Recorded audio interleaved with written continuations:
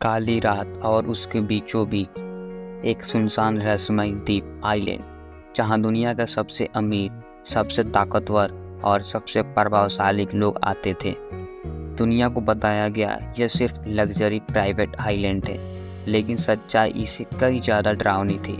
यह कहानी है लालची की, ताकत की और एक ऐसा इंसान की जो खुद को कानून से ऊपर समझ बैठा था। आज हम खोलने जा रहे हैं एप्स्टीन फाइल का पूरा सच। बाहर से शानदार कैरियर, अंदर से छुपे हुए राज। 1970 के दशक में वह एक साधारण स्कूल टीचर था, लेकिन कुछ ही सालों में वह अरबपतियों का निजी सलाहकार बन गया। सवाल यही था, एक आम टीचर अचानक इतना ताकतवर कैसे बन गया?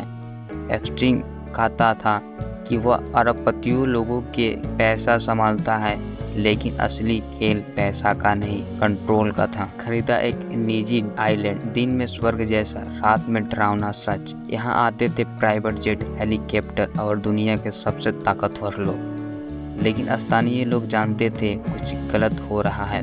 कहा जाता है कि लड़कियों को लाया जाता और उन्हें चुप कर दिया जाता। यहीं से शुरू होती एप्स्टीन फाइल की असली काली सच। 2005 में पहली बार एप्स्टीन पर गंभीर आरोप लगे, नाबालिगों के साथ अपराध। लेकिन जो हुआ वो चौंकाने वाला था। उसे महज हल्की सजा मिली, एक गुप्त समझौता हुआ जिसे दुनिया ने बाद में स्वीट हार्ट डील कहा। सवाल उठा, आखिर किसने उसे बचाया? सिर्फ पैसा या उससे भी बड़ा ताकत? एप्स्टीन का प्राइवेट जेट नाम लोलिता एक्सप्रेस। जब इसके फ्लाइट लंच लीक हुए, पूरी दुनिया हिल गई। इनमें नाम थे राजनेताओं के, वैज्ञानिकों के, बिजनेसमैन के। लेकिन याद रखिए, नाम होना अपराध नहीं, अपराध तब साबित होता है जब गलत काम जुड़ा हो। यहीं से शुरू होती एप्स्टीन की असली जांच। एप्स्टीन अकेले खिलाड़ी नहीं था, वह लड़कियों को फंसाती, उन्हें पैसा का लालच देती और एप्स्टीन तक पहुंचाती।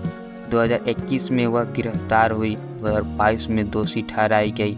लेकिन बड़ा सवाल अभी भी खड़ा था, इस नेटवर्क में और कौन कौन शामिल था? अगस्त 2019, न्यूयॉर्क की जेल। एप्स्टीन अपनी जेल में मृत पाया गया, आधिकारिक कारण आत्महत्या। लेकिन सीसीटीवी काम नहीं कर रहे थे, गार्ड सो रहे थे और यहीं से जन्म हुआ दुनिया का सबसे मशहूर नारे का, एप्स्टीन डिड किल हिमसेल्फ। 2024 में अमेरिकी अदालतों ने हजारों दस्तावेजों सार्वजनिक किया, जिन्हें आज हम कहते हैं एप्स्टीन फाइल। इनमें थे पंडितों के बयान, ईमेल्स, फाइल्स, रिकॉर्डिंग और गवाहियों का दस्तावेज।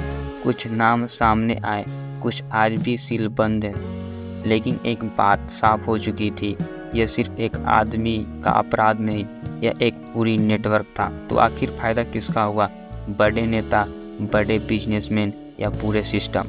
एप्स्टीन मुहारा था या असली खिलाड़ी? यह सवाल आज भी अनसुलझा है। एप्स्टीन मर गया, लेकिन उसकी कहानी जिंदा है। फाइलें खुल चुकी है, पूरा सच अभी बाकी है। और शायद कुछ सच भी सामने नहीं आएगी, क्योंकि जब पैसा और ताकत मिल जाते हैं तो न्याय अक्सर हार जाता है।